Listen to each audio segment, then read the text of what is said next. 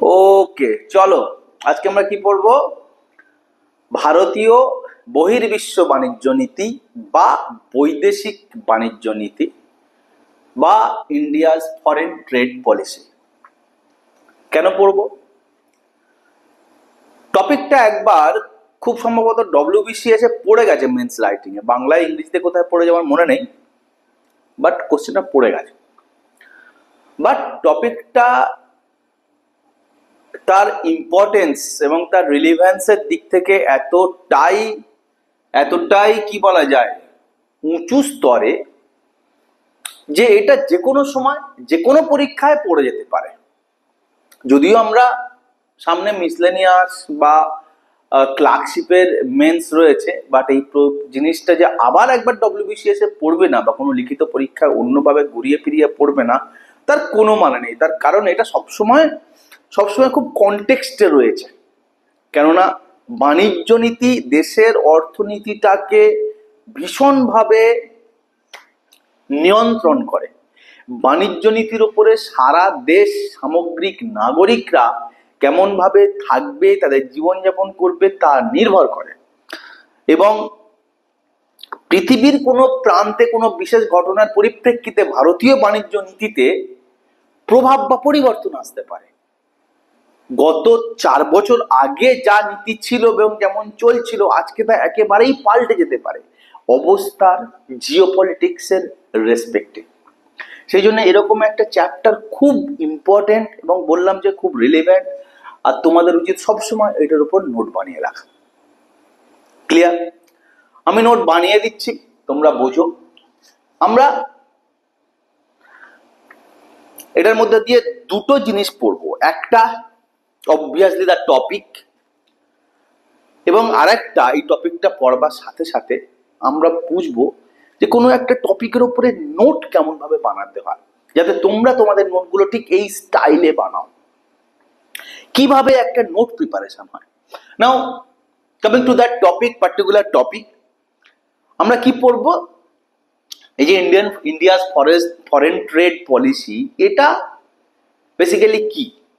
এখন তুমি যদি ইন্ডিয়ান ফরেন ট্রেড পলিসির উপরে এই কথাটা লিখে গুগলে সার্চ করো, তোমার কাছে 50টা সাইট চলে আসবে এবং প্রত্যেকটাই খুব ইম্পর্টেন্ট, ভ্যালুয়েবল। তুমি সেটা থেকে কতটা লিখবে, কোনটা পড়বে, এটা একটা কনফিউজিং বিষয়। এবং সেকেন্ড ইম্পর্টেন্ট থিং হচ্ছে, ইকোনমিক্সে তুমি কোনো একটা ধরো যে PIBর একটা সাইট খুললে তুমি ফরেন ট্রেড পলিসি পড়ে বলে, তাতে এত ইকোনমিক জার্গন রয়েছে, ইকোনমিক অর্থনীতির পরিভাষা রয়েছে, যে সেগুলো তুমি যদি তোমার এই লেখায় লাগিয়ে দাও তাহলে তুমি ডাহা ফেল করবে।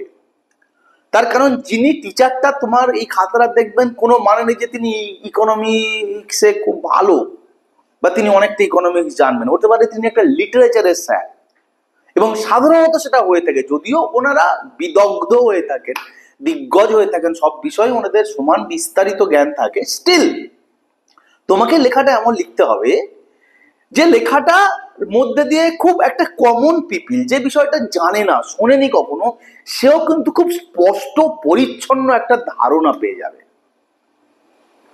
ক্লিয়ার? তো আমরা ঠিক সেইভাবে এটাকে কনস্ট্রাক্ট করব। অর্থাৎ আমরা একটা ডেফিনিশন দেব, তার একটা বডি তৈরি করব বা বিস্তার করব, সেটার প্রাসঙ্গিকতা কি, সেটার প্রয়োজনীয়তা কি, বা সেটার উদ্দেশ্য বিধেয় কি লিখব, সেটা এই মুহূর্তে কেমন ভাবে চলছে, তার কি রূপ, কি তার আকার, সেটা লিখব, তার কি সমস্যা আমরা সেইটাকে ডেসক্রাইব করব, এবং কনক্লুশন করব, উপসংহার। যে কোনো জিনিসের দিস ইজ দ্য স্টাইল। এর সাথে বাকি আমরা কখনো কখনো মণিমুক্ত বুঝতে থাকবো, সেটা আমরা ধীরে ধীরে বলবো। ক্লিয়ার? চল ক্লাসটা শুরু করা যাক। ওকে, সো আমি লিখে রেখেছি, তোমরা লেখা দেখতে পারো, আমি একবার বলে দিই for further explanation. The FTP আমি অধিকাংশ জায়গাতেই খুব শর্ট ফর্মে লিখেছি আমার বোর্ডে ধরানোর জন্য, তো তোমরা এটাকে ইলাস্ট্রেট করতে যেন ভুল করো না, আমার কথাটা সেই জন্য শোনবার দরকার। দ্য FTP বা ফরেন ট্রেড পলিসি বা India's foreign trade policy is a legal document. Policy তো বটে, পলিসি কি? তোমাকে যদি জিজ্ঞাসা করে পলিসি, তো পলিসি। ইন্ডিয়ান ফরেন পলিসি জানতে চাইছে, তুমি বলছো এটা এমন একটা পলিসি যেখানে এগুলো হয়। আরে সেটা তো পলিসি। তো পলিসি তোমাকে যখন ডিফাইন করতে হবে, তখন তো তোমাকে পলিসি জিনিসটা কি সেটাকেও ডিফাইন করতে হবে। পলিসিটাকে এটা একটা পলিসি বলে লিখলে হবে না। So it's a legal document issued by government of India. Bharat সরকারের দ্বারা এটাকে ইস্যু করা হয়। Enforceable under the foreign trade development and regulation act 1992। অর্থাৎ ফরেন ট্রেড পলিসি একটা লিগাল ডকুমেন্ট, ভারত সরকার যেটাকে ইস্যু করে, এবং সেটার সোর্স অফ পাওয়ার কি, কোথায় লেখা রয়েছে সেটাকে ইস্যু করতে হবে। সব সময় যে কোনো রাইটিং এর কখনো যদি কিছু লেখো, সবসময় তার যে রুট, তার যদি কনস্টিটিউশনে উল্লেখ থাকে, তার জন্য কোনো লেজিসলেশন যদি থেকে থাকে, তার যদি স্ট্যাচুটারি মেনশন থেকে থাকে, তার জন্য কোনো অ্যাক্ট রুল তৈরি হয়, তোমাকে সেটা মেনশন করতে হবে। এইগুলোই হচ্ছে মণিমুক্ত।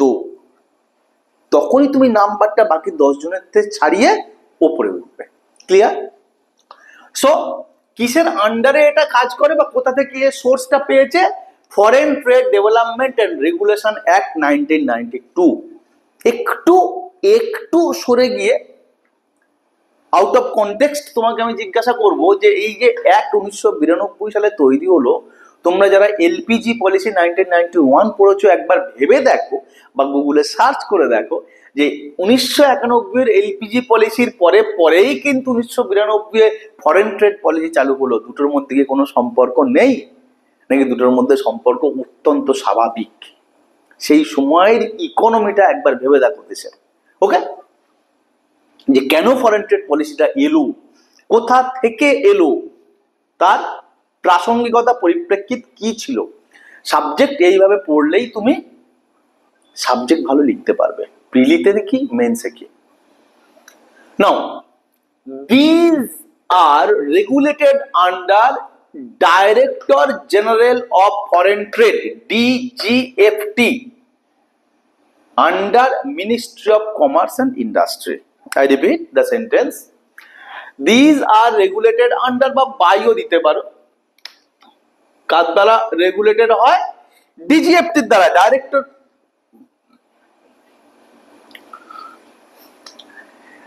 General of foreign trade. হ্যাঁ, কার আন্ডারে এই ডিজিএফটিটা কাজ করে? Ministry of commerce and industry. So একটা সলিড বেস তৈরি হলো তোমার। তুমি তার স্ট্যাচুটরি সোর্সটা বলেছো, তুমি যে ডিপার্টমেন্ট রয়েছে, যে ডাইরেক্টরেট রয়েছে সেটাকে উল্লেখ করেছো, এবং কোন মিনিস্ট্রির আন্ডারে রয়েছে, অবভিয়াসলি উইথ দ্য ডেফিনেশন যে জিনিসটা কি, what is that, this is A legal document. Clear? Now objective of the India's foreign trade policy. Indian foreign trade পলিসির অবজেক্টিভ কি, লক্ষ্য কি? এই যে লক্ষ্যগুলো 1 থেকে 6, 7 আমি লিখে রেখেছি, এটা কিন্তু একদম কি বলা যায়, বাঁধা গতের লক্ষ্য। অর্থাৎ যে কোনো ইকোনমিক পলিসির ক্ষেত্রে কিন্তু এই লক্ষ্যগুলো তুমি লিখে দিতে পারো। অর্থাৎ তুমি এই 6-7টা লক্ষ্য, ওভারঅল 6-7টা লক্ষ্য তুমি যদি একটু পড়ে মগজে ঢুকিয়ে নাও এই জিনিসটা কি, সেটা কিন্তু প্রতিটা ইকোনমিক পলিসির জন্য লাগবে। পড়ি তাহলে। হয়তো কোনো বলা যেতে পারে কোনো আমাদের ইন্ডাস্ট্রিয়াল অ্যাক্ট বা ইন্ডাস্ট্রিয়াল পলিসি, সেখানে হয়তো একটু এদিক ওদিক হবে, একটা পয়েন্ট বাদ যাবে, কিন্তু বাকিটা রয়ে যাবে। অন্য কোনো একটা পলিসি, সেখানে হয়তো অন্য কিছু একটা পয়েন্ট ঢুকবে, কিন্তু অধিকাংশটা রয়ে যাবে। ইকোনমিক অ্যাক্টিভিটির সাথে জড়িত যে কোনো পলিসিরই কিন্তু মোট গোদা বৈশিষ্ট্যগুলো বা লক্ষ্যগুলো সেম। যেমন হচ্ছে export promotion. Obviously foreign trade মানে কি, বহির বাণিজ্য, বাইরের দেশের সাথে আমাদের দেশের বাণিজ্য। তো সেখানটায় সবসময় ইকোনমিক্সের বেসিক ফান্ডা হচ্ছে যে কোনো কান্ট্রি যে যত বেশি এক্সপোর্ট করবে সে তত বড় লোক হবে। অর্থাৎ যে যত এক্সপোর্ট করবে, কেন বড় লোক হবে, সে বাইরে থেকে বিদেশি মুদ্রা উপার্জন করবে। যে যত বেশি বিদেশি মুদ্রা উপার্জন করবার ক্ষমতা রাখবে, সেই তত বেশি উন্নত করবে। ডেভেলপড কান্ট্রিগুলো সেই জন্য বেশি পরিমাণে ভালো এক্সপোর্টার, তারা বিদেশি মুদ্রা যত অর্জন করতে পারে তার উপর ডিপেন্ড করে। ওকে, সো তার ইকোনমি তার উপর ডিপেন্ড করে। So export promotion, naturally foreign trade পলিসির প্রাইমারি লক্ষ্য কি? প্রমোশন বা রপ্তানিকে বৃদ্ধি করা। Export promotion that boosts, export promotion এক্সপোর্টকে প্রমোট করে, দ্যাট বুস্টস কান্ট্রিজ রেভিনিউ, অর্থাৎ কান্ট্রির টাকা বাড়ায়। সোজা কথা, দেশ বড় লোক হয় যত বেশি এক্সপোর্ট করতে পারে। তার বেস্ট এক্সাম্পল ইজ চায়না। চলো, সেকেন্ড কি? Improve the country's balance of payment. Now what is balance of payment? Don't ask me what is balance of payment. ইকোনমিক্সে balance of payment, balance of trade আমি দুরন্ত class করিয়ে রেখেছি। আমি তোমাদেরকে লিখে দিতে পারি গ্যারেন্টি দিয়ে যে কোনো বাংলা ভাষায় এখনো অব্দি এত ভালো করে বোঝানোর মতন তোমাদের কোথাও পাবে না।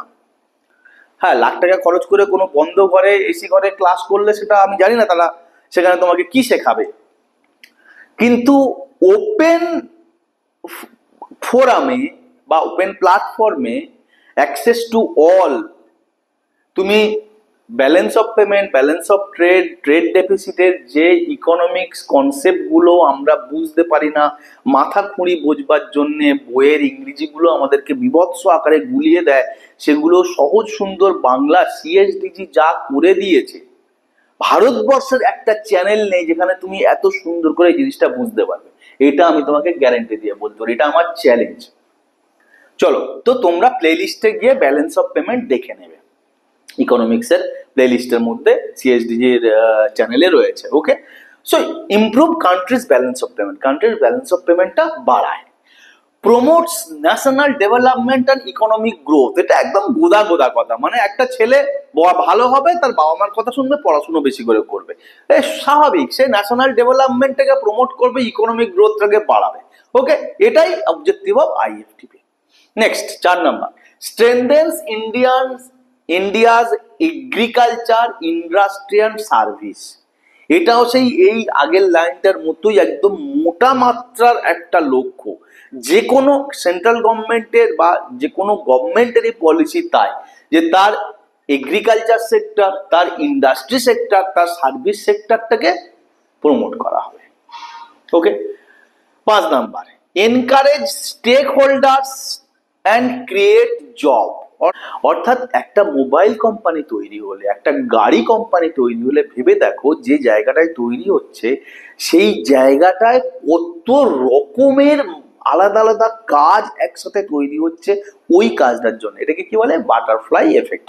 ওকে, বাটারফ্লাই এফেক্ট, যে একটা জিনিস উঠলে বাকিগুলোর তাকে টেনে টেনে তোলে ইকোনমিক অ্যাক্টিভিটির ক্ষেত্রে।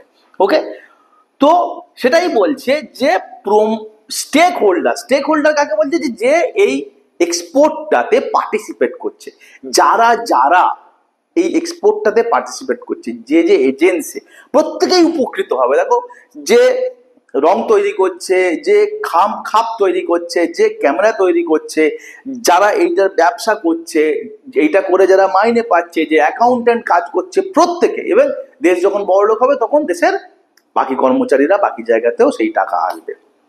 সো স্টেক হোল্ডারদের এনকারেজ করা হয় এর মধ্যে দিয়ে। এর অবজেক্টিভ ফরেন ট্রেড পলিসির অবজেক্টিভ হচ্ছে স্টেক হোল্ডার বা এর সাথে জড়িত ব্যক্তিদেরকে বা এজেন্সিদেরকে এনকারেজ করা হয় যে তোমরা এগো, তোমরা করো বেশি করে এক্সপোর্ট, এবং জব ক্রিয়েশন হয়।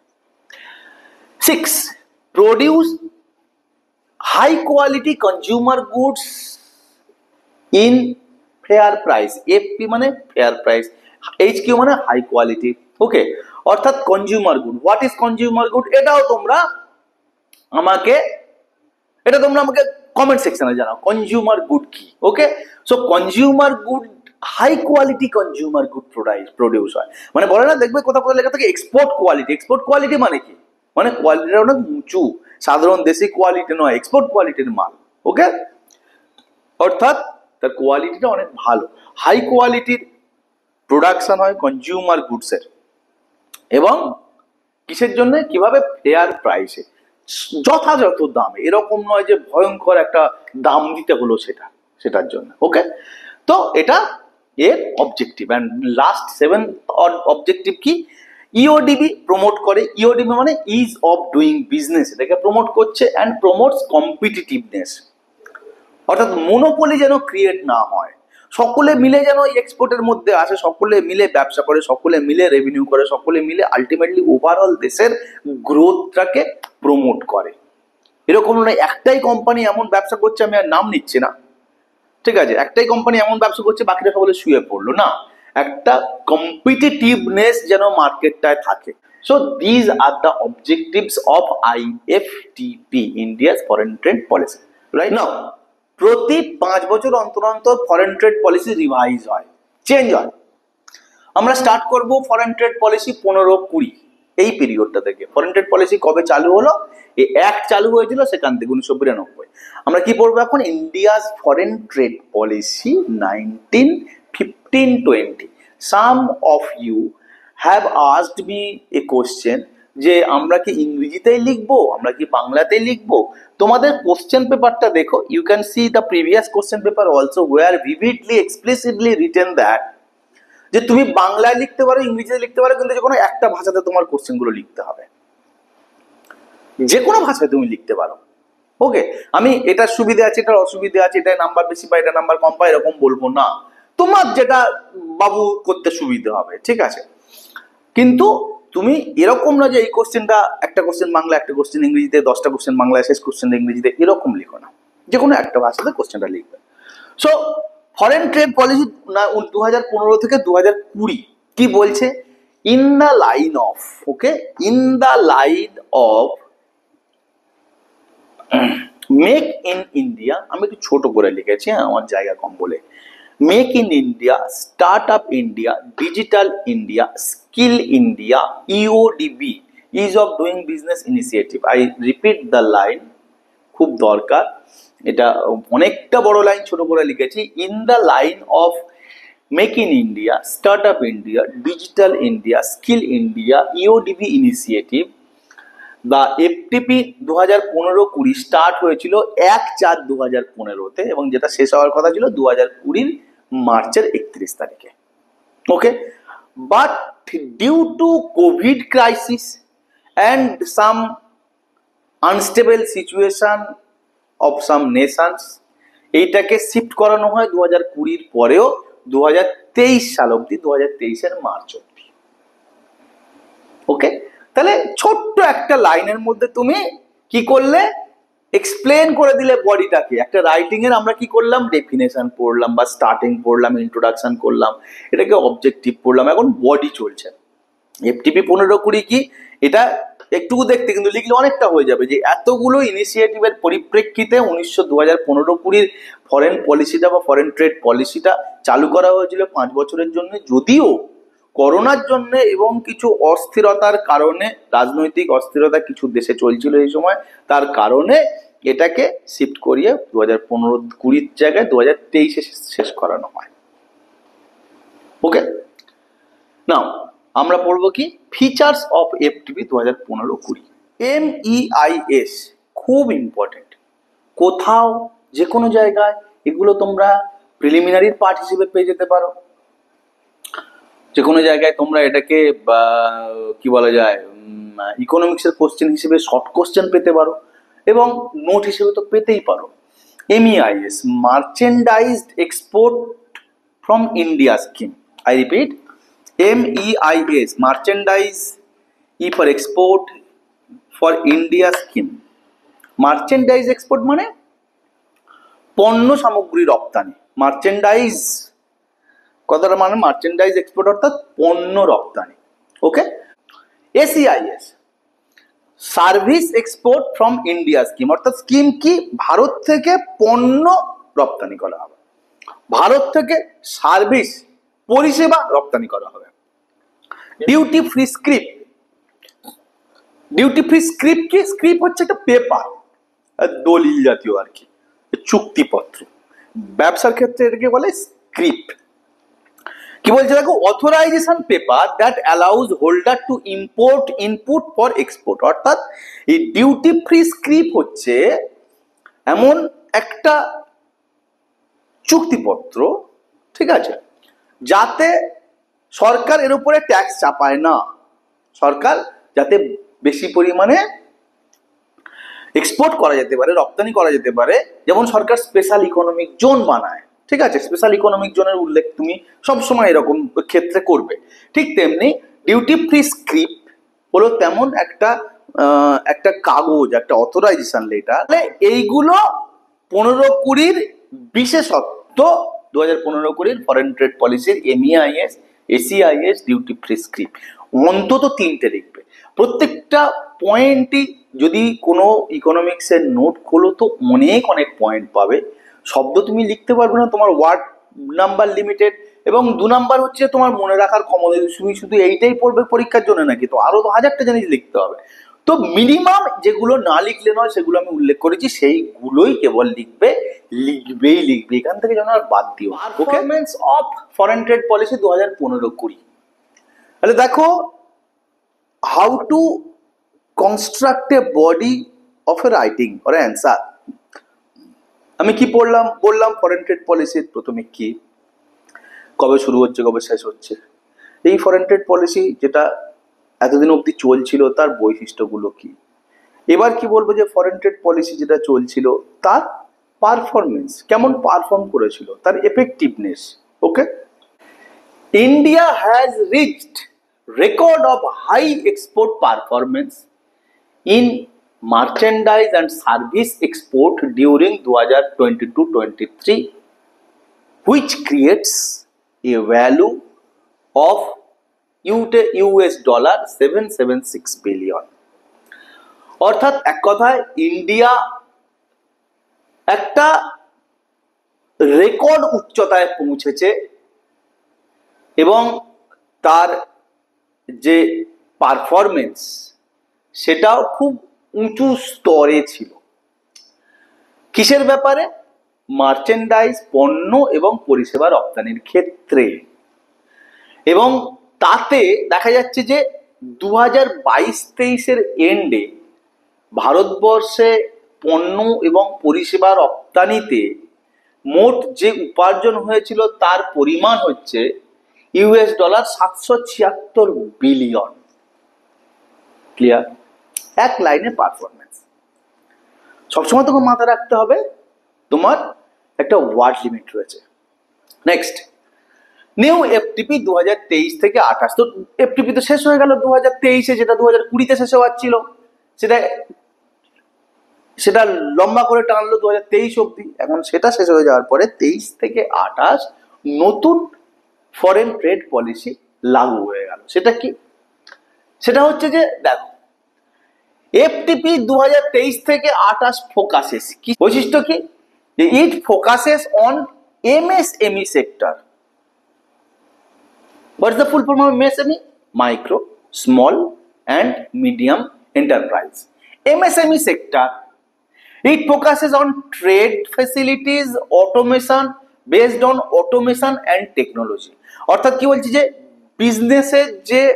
বিজনেসের যে কর্মকাণ্ড চলছে সেই প্রসেসটার মধ্যে যেন অটোমেশন আসে এবং টেকনোলজির ইউজ হয়, যাতে কি হয়, তাতে কাজকর্ম সুইফট হবে, কাজকর্মের ট্রান্সপারেন্সি থাকবে, চুরি কমবে। ক্লিয়ার? নাও 3 নাম্বার কি? It focuses on tax remission. অর্থাৎ ওই যে ডিউটি ফ্রি স্ক্রিপ মনে আছে, আমরা আগের পেজে পড়লাম। অর্থাৎ ট্যাক্স রেমিট করবে এক্সপোর্ট করলে।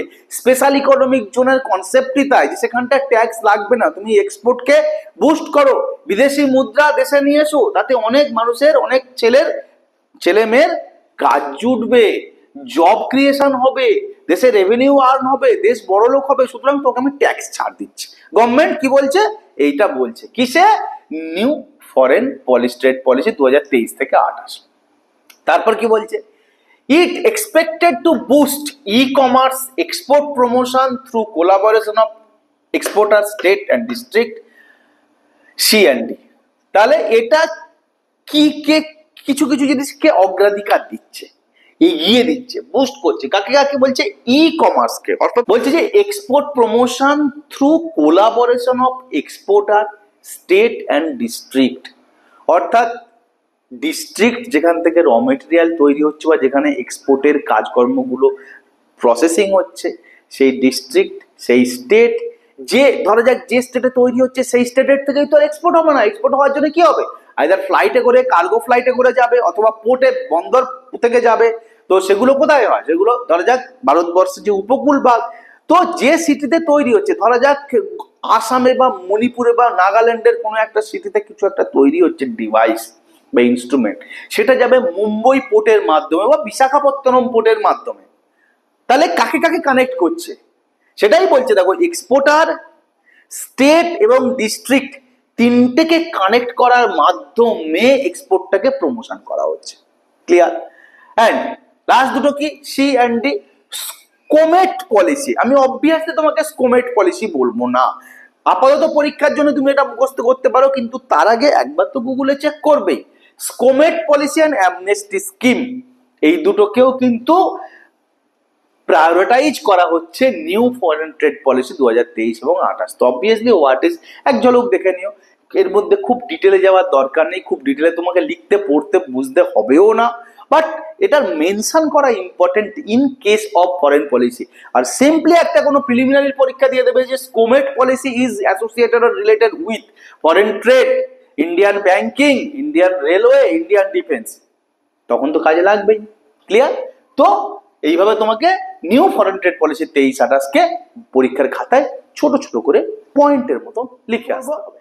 Challenges in India's foreign trade policy. Foreign trade policy যে আমরা পড়লাম, দুটো দুটো ফরেন ট্রেড পলিসি পিরিয়ড ধরে পড়লাম, তার সমস্যা বা তার অসুবিধে, তার চ্যালেঞ্জগুলো কি কি কি চ্যালেঞ্জ আমরা ফেস করছি এটা করতে গিয়ে, ট্রেড যতটা এক্সপেক্ট করছি ভালোভাবে হওয়ার কথা ততটা হচ্ছে না, কি কি প্রতিবন্ধকতা রয়েছে, বাংলা যারা লিখবে এরকম শব্দগুলো তো লিখতে হবে।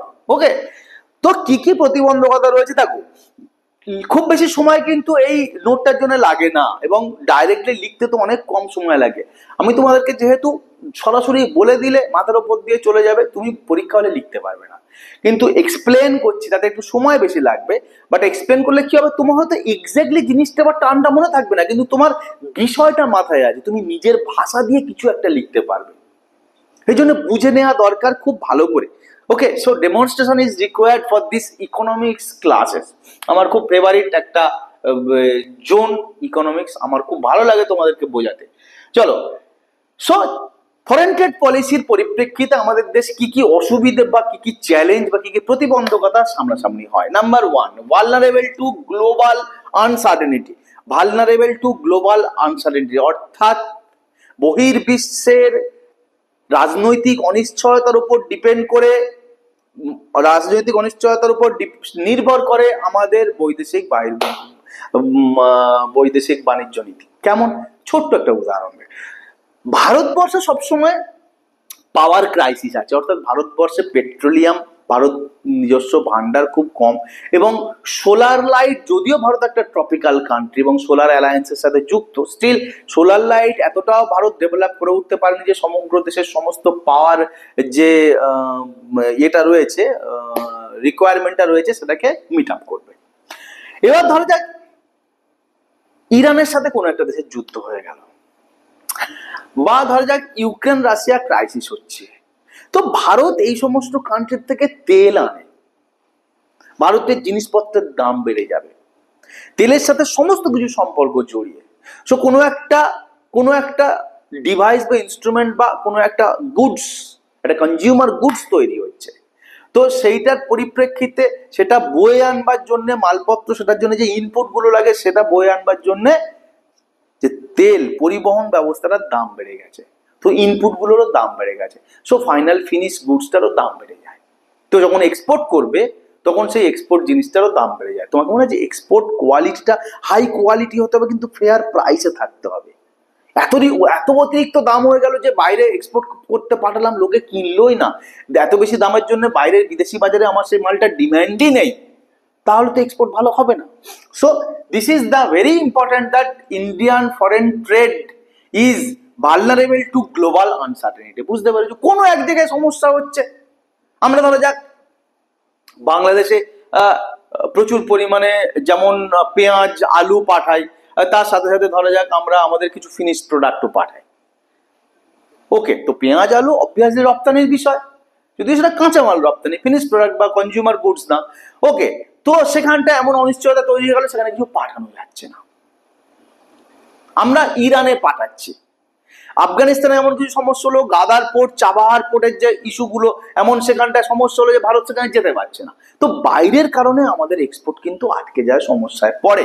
ওকে, সেকেন্ড কি, ইনফ্রাস্ট্রাকচারাল বটলনেকনেস।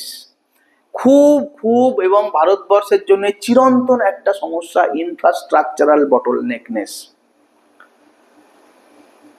মালগাড়ি নিয়ে যাচ্ছে একটা জায়গায়, আলাদা তো রাস্তা নেই, একই রাস্তায় একই রেল লাইন দিয়ে মালগাড়ি যায়, প্যাসেঞ্জার গাড়ি যায়, একটা অ্যাক্সিডেন্ট হয়ে গেল, মালগাড়ি পড়ে রইলো 5 দিন, গেল না।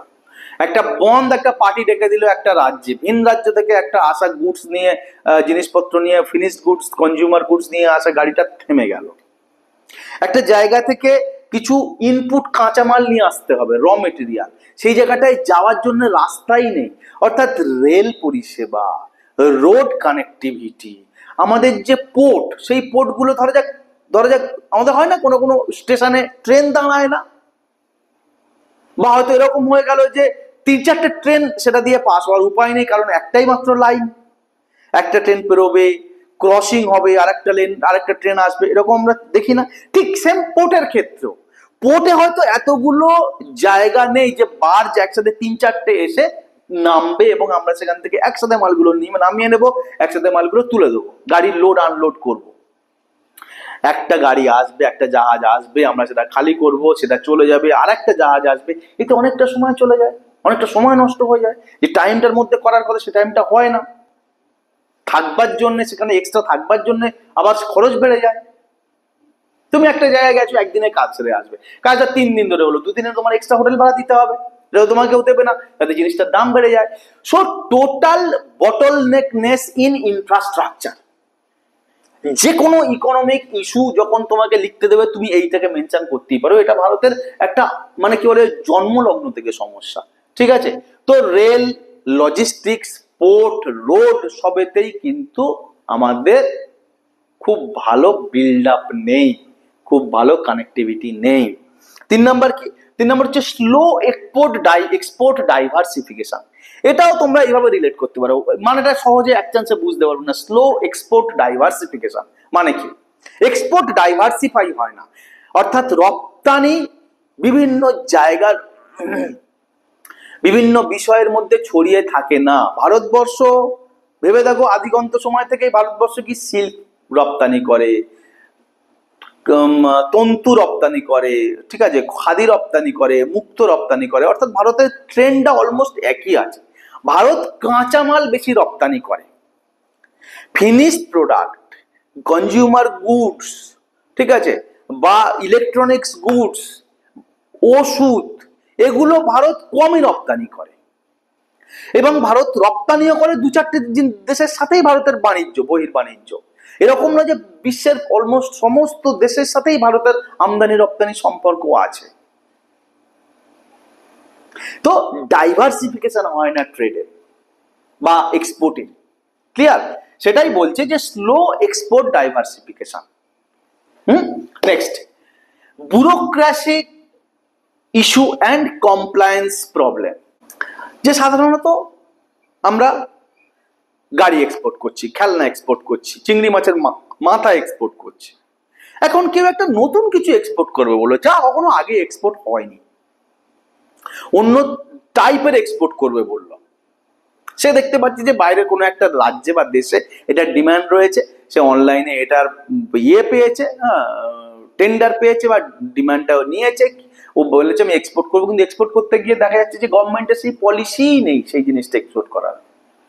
তখন গভর্নমেন্ট পলিসি বলছে দাঁড়াও আমি পলিসিটা ফ্রেম করবো, তখন নতুন বাজেট আসবে, তখন ডিসকাশন হবে, তার আগে পার্মানেন্ট পার্লামেন্টের কোনো কমিটি দ্বারা সেটাকে একটা ইন্সপেকশন হবে, সময় লেগে গেল 2 বছর 3 বছর সেইটার ক্লিয়ারেন্সের জন্য, এক্সপোর্টটা হলো না। সো ব্যুরোক্র্যাটিক, যেটাকে আগে কিছুটা ক্ষেত্রে এটাকে রেড ট্যাপিজমের সাথেও তুমি তুলনা করতে পারো। তার মধ্যে তো সমস্যা আছে, ওকের কাছে যেতে যায় না, ও অফিসের অনেক রকম রয়েছে, বাধা রয়েছে, বিধিনিষেধ রয়েছে, এগুলো ব্যুরোক্র্যাটিক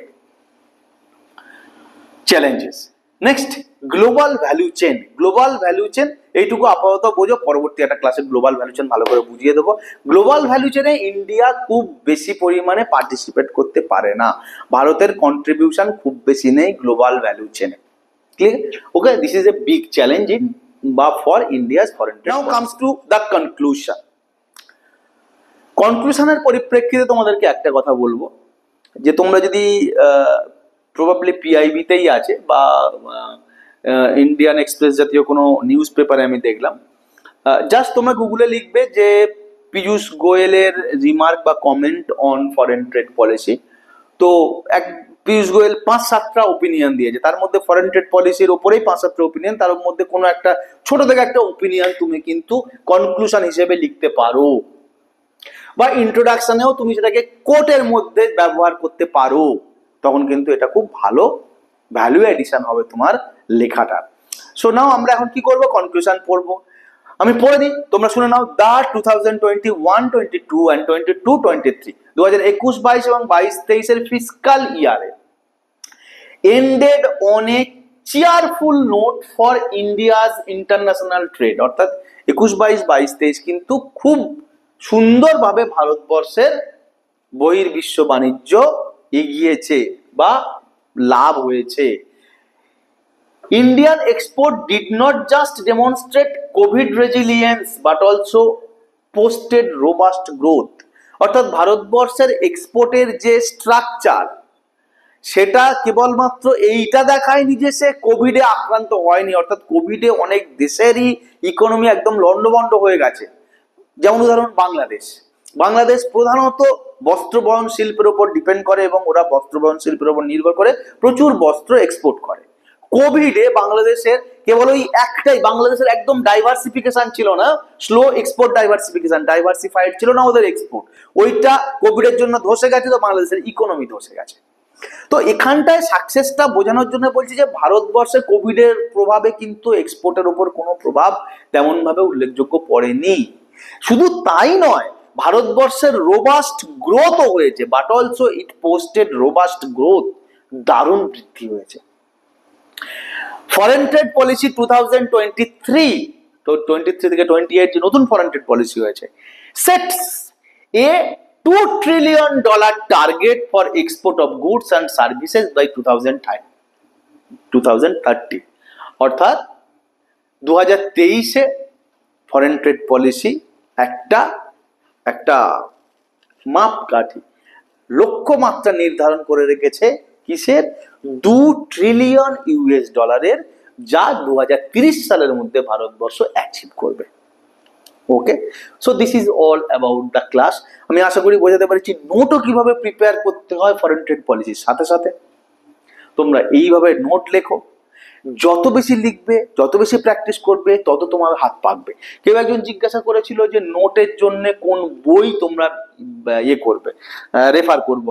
আমি সবসময় বলবো নোটের জন্য আমি কোনো বই রেফার করবো না, নোটের জন্য গুগল রয়েছে, এর চেয়ে ভালো সোর্স অফ বা resources of material and education আর হতে পারে না। জাস্ট গুগল ইউজ করো, নানা সাইট রয়েছে, ইউটিউব দেখো, নানা এডটেক চ্যানেল রয়েছে বা এডটেক সাইট রয়েছে, সেখান থেকে পড়ে নাও। গুগল ইটসেলফ, এআই ইটসেলফ একটা বড় source, resource. Clear? Best of luck.